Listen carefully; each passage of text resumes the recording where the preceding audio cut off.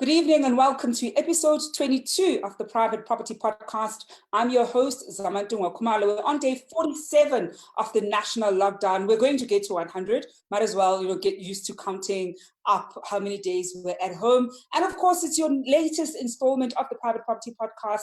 And tonight we're talking about repossessed properties. We'll be looking at whether or not buying a repossessed home is a bargain or a risk. And to help us unpack this and better understand this topic, I'm joined by Genevieve Sefford-Jack, who is the founder of FHC Consulting. Good evening, Genevieve, and thank you so much for joining us.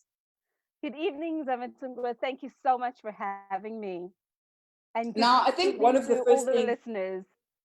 Genevieve, a lot of people are probably right now sitting at home and we're looking at how, or rather anticipating that, unfortunately, due to this global pandemic and the economic effects of it, there very likely will be people whose homes are going to be repossessed. And perhaps this might be an opportunity for some property buyers who want to get their foot into the property ladder and buy that first property. So tonight I actually want us to help our viewers at home better understand what are some of the benefits and perhaps even some of the risks associated with purchasing a repossessed property. And this is, of course, whether you're buying it at an auction house or maybe even using, the easy sale that the various banks essentially have.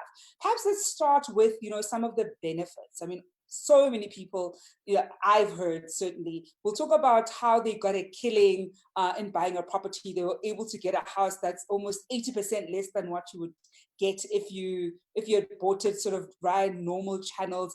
Perhaps let's explore some of the benefits of buying a repossessed property. Thank you, Zamatungwa. So what I found in my experience that in terms of buying repossessed property, I've had a lot of my wins because of easy sales. In terms of so for me, I find that angle is quite a win.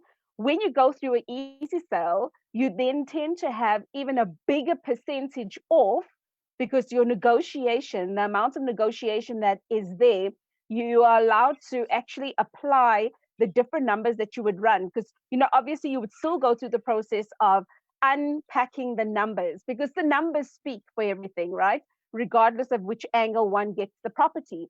So buying the property, letting the numbers speak, and then getting into that easy sell because it's a repossessed property, you can make a little bit more of a cheekier offer so that your offers are actually in line with a great ROI that you were talking about now, where people make a huge amount of money in this particular space. And I find that is one of the benefits. The other benefits is that when you're going through into a repossessed property, the repossessed property can be in any state. So therefore, when you get into that particular deal, I find that the banks are a little bit more lenient. And some of the banks just want to offload. So therefore, the negotiation is not even that tough. And that's been my experience. And I find that those have been my benefits actually going for repossessed properties. Maybe let's actually unpack what an easy sell is. I mean, you and I know what easy sell properties are versus sheriff's auction, but I'm sure there are viewers at home who might want to understand better what is that, because we're going to be using these terms as we go on, certainly on this program. So it's always important to just unpack some of them and not make anybody at home feel weird if they don't know about it. We all have to start somewhere. And there's certain terms that we also don't know. I mean, we're actually having a conversation earlier this afternoon when we were talking about this episode, and both of us thought there's something we both didn't know about. And you've been certainly in the property industry for quite a number of years, so you thought, wow, maybe this is something new that is out there that I didn't know about. So for viewers at home who might not know what easy sell properties actually are, can you just explain to our viewers what that is? Certainly. Thank you so much for that. So what I found is, much like you as well, I like to keep it very simple. So an easy sell could be one of two processes. You are as a homeowner, you are going through a bit of a dire situation at that time, or finances are just not on your side, and you feel like, what, before the bank repossesses my property, can I go and ask the bank to assist me to sell this particular property? And they break it down into an easy, they either bank assist, so it's still part of the easy sell. And there's other times where you go through the process of trying to sell your house, you're going through this financial situation which is just not comfortable, and the bank ends up repossessing your house, and then it gets into what they call this easy sell channel. And this easy sell channel comes with all the different banks.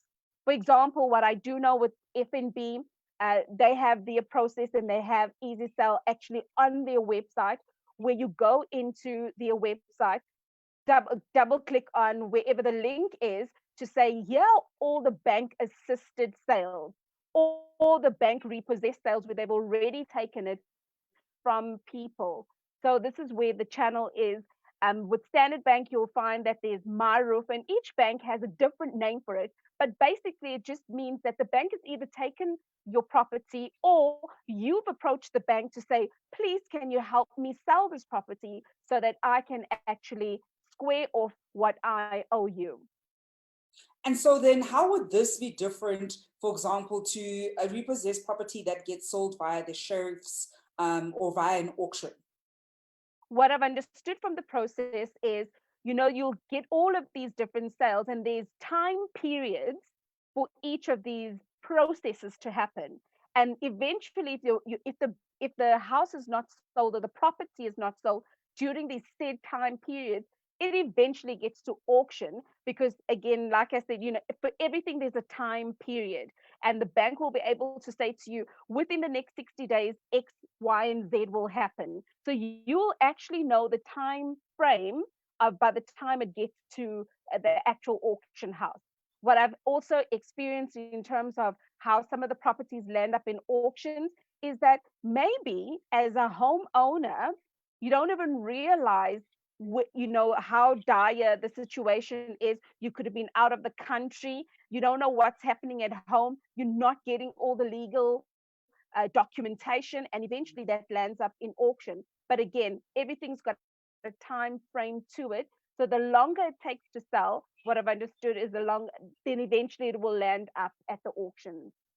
And that is true. I mean, I've certainly encountered, I remember there was a particular property I was interested in that started off on Easy Sell. And unfortunately, the seller wasn't particularly forthcoming in certain instances. I mean, we'd make an offer, and a fairly good offer, and they didn't want to accept. And at some point, even the bank got frustrated because they're not essentially able to successfully make sure that the sale goes through. And that property eventually made it through to auction. And so it does at times, sort of start off with the easy sell. And some properties are able to sell them off successfully, while others eventually then make it to auction. So besides being able to get a relatively good bargain on a property, so suppose you end up, whether you're buying it at 50% less or 60% less, which I'm sure many people would love to buy properties at that amount. What are other benefits to buying a repossessed property? What I have found as another benefit to buying repossessed property, you then ask yourself, okay, the strategy, meaning when I buy this property from a property investment point of view, how best could I utilize this property? Then you'd find that some of the property is actually distressed, meaning it's broken down, it needs a lot of attention, a lot of tender love and care, as I call it, to actually build up and fix up again. And I find that when the house needs that attention, you literally can mold it around the property investor's strategy of going in and getting that particular property as an investment opportunity. So there's a lot of leeway of what could I do with it. You can find out in terms of the zoning that is allowed around certain properties. What could you do with it? And if it's in this rundown situation, when you are fixing it up, you're literally molding it in to the strategy of your choice that you are investing in. For our viewers at home, if you have any questions about repossessed properties, do send them through, and I will be sure to pass on those questions to Genevieve. We are, of course, talking about whether buying a repossessed property is a bargain or a risk, and really just looking at some of the benefits and even the risks associated with it. Genevieve, we're already getting questions from our viewers at home. We've got one from Wandoguhle Ncube, who asks, to a first-time buyer, what's the one thing to consider when buying a repossessed home? for me personally, thank you so much for the question. Personally, I always ask the question, are there tenants in that particular property? Because we've gone through a process where we bought a repossessed property and eventually landed at the housing tribunal. And that is a story for another day. But when you get into these deals, especially as a first time buyer, I would say to you, besides having a coach to help you through the process, one of the things I look out for is the tenant and how long have they been staying there, because you can go get the property and whatnot. However, in the offer to purchase, if you have not put down certain conditions that need to be met, meaning you've agreed and negotiated with the bank or the real estate agent that is selling the property, and you've said, I need to take occupation of this property only when you have fulfilled the need of taking the person or the tenants out of the property. So I always look out for tenants, because for me, I know the eviction process is not the easiest process. And the longer the person stays there, the longer and more tedious the process actually can be to evict that particular tenant. And you know, Genevieve, probably then brings us to some of the risks associated. I mean, and already you've essentially touched on one. Perhaps let's explore some of the risks associated with, repossessed homes. I know that one of them is around tenants and wanting to ensure that by the time that bond or the property is registered in your name, they've essentially vacated, and you're going to be handed over a vacant property as opposed to one where there are still tenants in place. And sometimes those tenants are probably troublesome tenants, maybe tenants who don't want to move.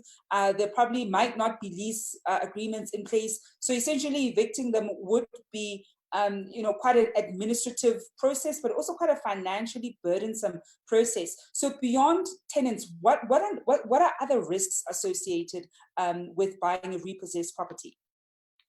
The other risk I find, Zamatungwa, is that when you're buying a repossessed property, go and view the property, because the price may sound sexy, meaning the price is really low, because you'll say, you know what, in this area, usually property goes for 800,000. And if I get this property for 400,000, that's 50% off. I can make 400,000.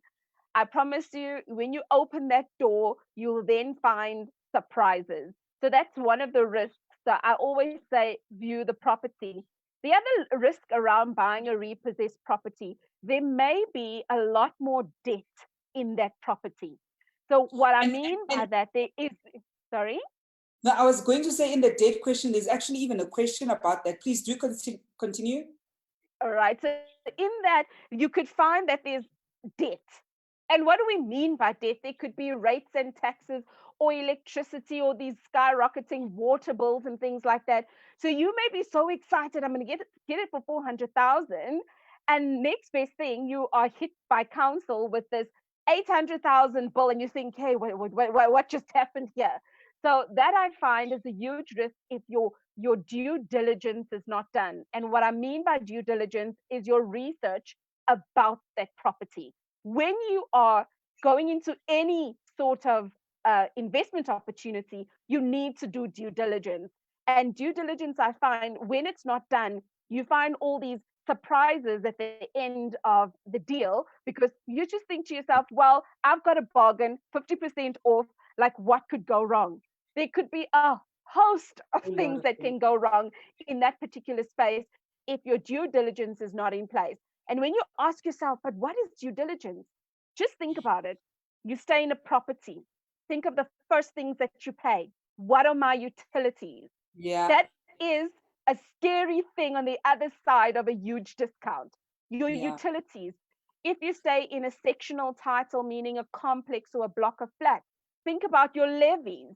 There could be sometimes somebody will sell you that property and their levies are not up to date, or there's a special levies that's coming your way, and you walk into all of these unforeseen things because you're not sure, are these the type of questions to ask?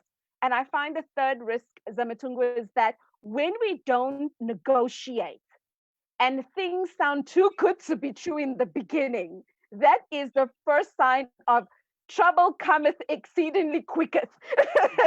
And yeah, that's what that's I'd very like to true. call it, because when you go in and it sounds too good to be true, guys, smell a rat even where there is no rat. And that has been my experience around repossessed property that is on the market. If you are joining us at home, I'm speaking to Genevieve Stefford Jack, who is the founder of FHC Consulting. We're talking about, the risks and the benefits of buying a repossessed property. We're going to go for a quick break, and when we come back, we'll be taking more of your questions and comments at home.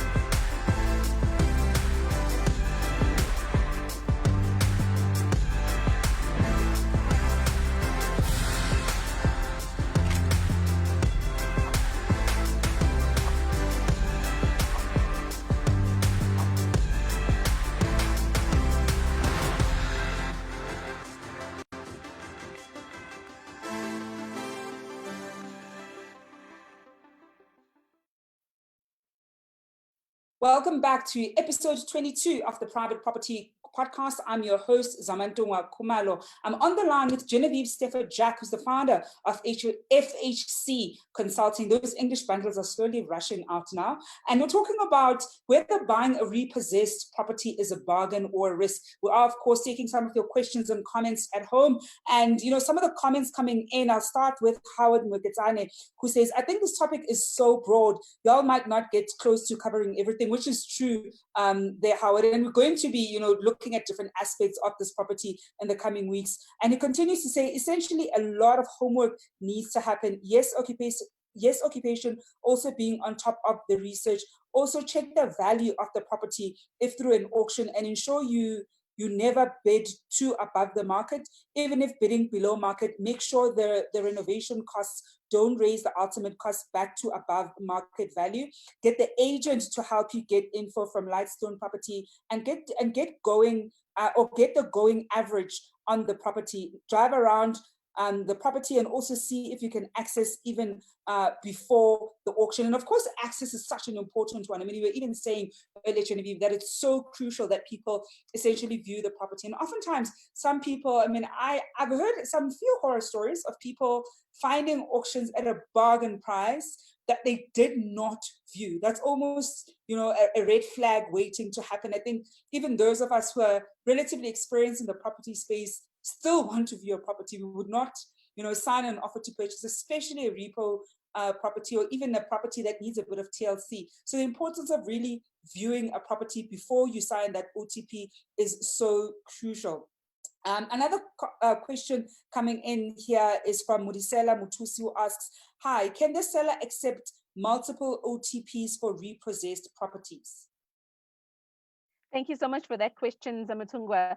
So what I found in my experience is this: the devil is in the detail in the offer to purchase. And this is what I mean by that. In the offer to purchase, there is the fine print that people often do not see. So in the fine print, you could say, even though I've accepted the offer, you give me permission to continue advertising for this particular property until it is financed, which then opens a door for people to accept multiple offers. And that's just an instance of that. So my encouragement is that when you are making an offer and you're certain that you have done your research on there, you ran the calculations, just as the previous viewer had said, do your homework around there, right? When you are making your offer, find out about that fine print, because the words in an offer to purchase can be turned to suit the person either selling or buying that particular property. This is so true. And another question coming in is from Sita Lita, who asks, Does the law allow to buy the property below what the current owner owes to the bank? Yes. So for me, what I found in property investing, it's not so much about what the law says around that, okay, because I have not encountered anything contrary to, but there have been sellers that have accepted lower offers because they already see that the property that they have every month is creating a bigger hole in their pocket. So they then make a negotiation with the bank or whoever they make negotiations with to say that the balance of the money will be paid, and they would be able to finance it in a different way. So I've never seen a law that says you cannot make a lower offer, because I have made lower offers than what the actual seller owes. And when Mm. I got to finding that information out, because the difference between the offer that I made and what the seller actually owed, I then negotiated that piece. I said to the seller, okay, so for me to come up to meet you where you need to walk away from this particular property, can we do X, Y, and Z? So then it becomes a conversation that you Mm. have with that actual seller. And that's so important. I think that's also why asking a lot of questions, whether it's the agent that you're dealing with, is so crucial. And we've certainly covered that in different episodes where we say that, ask as many questions. There's never such a thing as Yes, too many too questions, many because questions. the Very more true. you know, certainly as a buyer, the easier it is for you to negotiate the price that you want, and sometimes to even go below the price that you thought you were going to get for that property, because you're now essentially armed with more information about that particular property. Now, a question coming in Correct. from Twitter. Of course, if you're watching us at home, you're watching us from Facebook, but we're also on Twitter, so you can always even ask your questions on Twitter. And this one comes from Stone Cold, who asks, if an occupant refuses to vacate, can I move in and share the property while he finds a new place, or while the eviction order application is at the court? That is a beautiful question. And I say it's a beautiful question because I've been going through this particular process with a very close attorney friend of mine, where we literally unpacking the eviction process, and so that we could deliver this information. So go back to the lease agreement. What does the lease agreement say? What does the lease agreement allow you to do? That is the first port of call. The second port of call is that, again, it goes back to having that conversation. If you can speak to the tenants, and then if the tenant is saying, no, I'm not going to move out of this property, come hell or high water, the chances of them sharing with you are just about slim. You never rule things out, right? But if the tenant actually says, you know what, right now I am struggling to find different accommodation, you can then say, okay, for me to help you, I'm going to move in with you, and I'm going to take part of that burden off of you. And the second fold is, I'll even assist you in finding alternate um, uh, um, um, accommodation. Sorry, the word just escaped me I then. know the English bundles just keep running out. I think it's all these back-to-back online meetings that we find ourselves in right now. Absolutely. So you can always have that. But I always say, when two people are sitting, regardless of the circumstances people are in, if we can approach a person in a very sensitive manner, just think about it. If you are going through something really painful to you, you've never been in that circumstance, right? Think about, how would you like somebody to approach you? And when Mm. you put yourself in somebody else's shoes, then you know, okay, cool, I'm going to approach this person in this particular way. So I always say, start that negotiation process off with the tenant, or there's always going to be, if a tenant pushes back, what did the initial lease agreement say for that particular tenant? Because the lease agreement also helps you in terms of when you're kicking off the eviction process, whether Yeah. it's going to be opposed or unopposed, with the different reasons that the tenant says they are not moving. And another question coming in is from Seth Ndawonde, who asks, do banks allow us to have their list of houses to be auctioned? As in, if I can go to the bank, can I get that list at any time? That's a list we are all after. So I want to say that is a list that we are all after. In fact, I am after the person that owns the list that they put together before they even publish it. That's the person that I'm after. To date, I have not, I don't know if that is possible. But what I do know is that sometimes you find there is an estate agent that is actually earmarked by the bank to say you will sell these particular type of opportunities, right? And it's an opportunity from a property investor perspective. So they are the ones that are custodians of this particular type of properties. But to actually get that list, what I usually do is I'm not really big on auctions, but if I have to look at auctions, I usually go to the Green Gazette, which is the greengazette.co.za, because there's a lot of information that is available freely on the Green Gazette versus Sheriff HQ. Sheriff HQ wants you to pay for one thing too many. And that's from a property investor point of view, where Yeah. I know I don't want to pay money, not unless I have to. So going to the Green Gazette is the closest that I've gotten to the person that puts that list together. You know, one thing I will say, some people, and I've certainly met some who have people within the banks who are able to share the list before it goes out, because I think there are certain benefits to seeing the list prior to it being public, because you're able to almost have your pick of which property you want.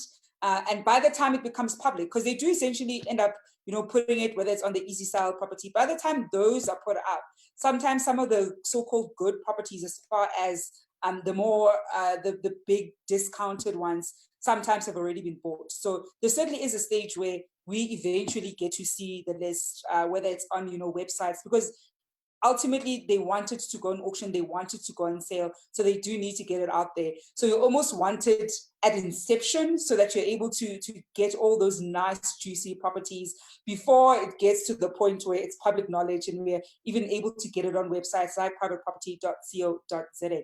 Now we've got another question, this one coming in from Nomcebo Ngobo, who asks, could you please advise why the commission of 10% plus VAT for the auctioneer is paid by the purchaser? The property ends up being way too expensive because of these additional charges. So just like I was saying just now, for me, I find all these additional charges with auctions frightening. So I've gone to a private auction. There was 10 of us in the room, and the numbers were inclining slowly.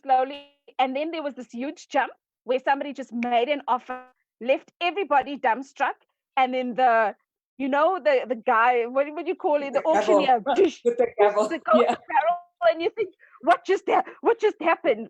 So yeah. I must admit, when it comes to auctions, it's one place that frightens the heck out of me, because I just see too many things happen. And in my mind, the logic of doing these payments, these things happening so fast, and rumors, because I've never seen it, never touched it or felt the rumors of syndication that happens in that particular space. So I'm very wary. So there are those different charges. So going back to the question, so there are those different charges, and those charges are for the auction house, because you'll also find there's different auction house types of auction houses as well. You can actually approach an auction house to sell your property, even if you've just newly renovated it and you're selling it as a property investor. They've got a huge database of people that are ready to buy these types of properties and move in. So again, it goes back to the type of auctioneer that you are after, because there's several different types, and they'll be able to explain to you all these added pricing that goes with the actual property that you'll be buying. And just if I may just make one point to the previous point we were talking on, many good deals don't make it to the internet. So one of my tips on that one would be, find the real estate agents that advertise these type of properties that need fixing up and need care, because sometimes you'll find that particular real estate agent is connected to a friend of a friend of a friend, and a deal that comes to your table has not even been advertised. And this is what I've experienced in the last 9 months of finding investment opportunities.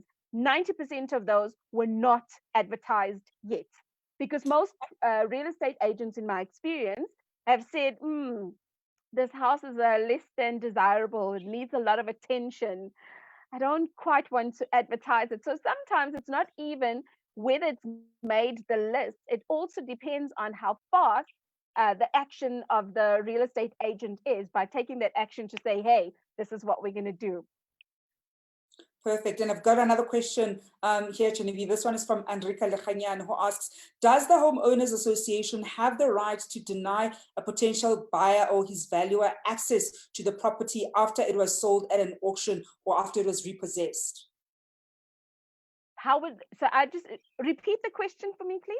So essentially, you know, whether body corporates or homeowners associations, whether they can essentially deny you entry after you've bought Yeah. a property on auction, whether you're the, so if you're the potential buyer, so suppose you want to buy, they've already put up, this is the property, so you want to go view the property prior to the auction, or you want to go with your valuer to view the property Thanks. prior to the auction. So can the homeowners association essentially block, maybe not open up at the gate, so that you're not able to get access to that property?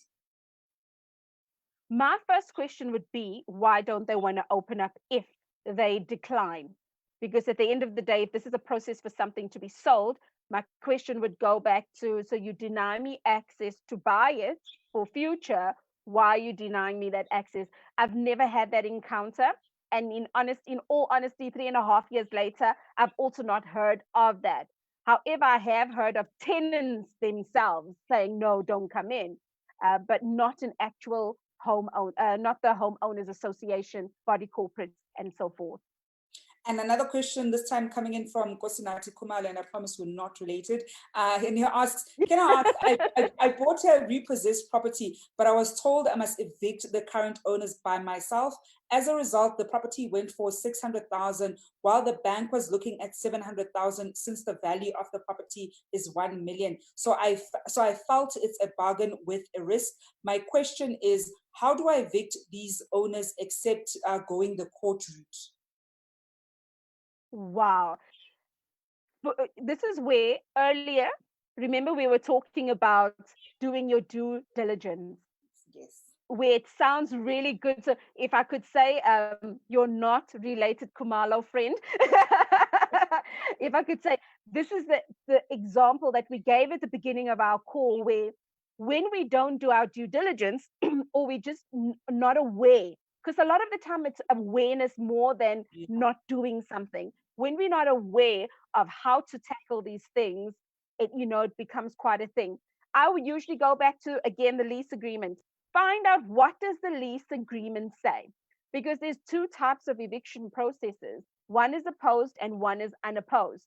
And what happens is, when you go to an attorney, you ask the attorney, I want to evict my tenant. They don't just say, okay, straight away, we'll start off with the process. They start off with this soft letter to say, this is the process that we are going to go through. So it's almost like this heads up. So if a tenant receives this particular letter, there's a nice little name for it, but it's the beginning of this process. They get this letter from on the letterhead of this particular attorney, and then they say, this is the intentions of what we are going to do. So it's literally stating the intentions, right? And this is what I find many tenants start like, oh, okay, you've gone to an attorney, and you're not just saying that you are. And eventually it goes to, okay, what did the lease agreement say? Because so much hangs off of that lease agreement, which is where we find that as an investor or promising investor, when you're wanting to have tenants, your lease agreement must be so solid that it lays out any sort of thing that will happen to you in the future. Sorry, Um, it's the English bundles, as you said, and I am English. Imagine that. no, I think it happens to all of us. At some point, your brain is just so fried that you're thinking, okay, now it's time to no longer engage in intellectual conversations. But we're nearly at the end of it there, Genevieve. And the last No comment problem at all. coming in from Howard Mugetsane, who cheekily was responding to Ngosinati's question that we've just addressed right now. And he says, get the Ngamupa boys to take occupation in the yard and make them uncomfortable so they leave. which is quite an interesting one there. And another one, I mean, we had gotten a question, and this is to viewers at home who wanted to know, this one came from Hassan Siayanube, and who asked about, any guides that can teach you, about property that they could essentially read, so any books that they can read. And I would refer you then, Private Property actually has a property guide, so you're able to go to privateproperty.co.za, and on the website you'll be able to order that book, but you're also able to get it in all the major bookstores. It's only 200 rands in all the major bookstores. I also have it myself, and that is rather a really great resource if when you're a first-time buyer, or just even if you're a renter, because it really does cover different aspects of the property journey. Genevieve, before we wrap up, any last tips that you'd like to share with our viewers at home who are looking at at purchasing a repossessed property? Certainly. Thank you so much, Zamatungwa. So the tips that I would love to leave with you is that sometimes we think auctions or the repossessed properties are the way to go because it sounds like, well, we'll get a good discount, right? Or we'll get a good bargain. My encouragement to you is get education on how to do that, because the education on how to do that would have saved my husband and myself 5 million rand. And we were in our 9 to 5 jobs, and we had our side hustles. We did our research. We consumed books as far as we could, which was also good. Books and podcasts and all of these things are really good. But my one low hanging fruit is when you get the education, you literally start seeing things differently. The very same things that you see every day, but you start seeing them differently because you're from the point of your interpretation is now clarified or just tweaked a little bit for you to see in a different direction. That would be my one nugget. And my second nugget would be whatever you do, be careful not to buy any property on emotion because you think it looks good or it sounds good.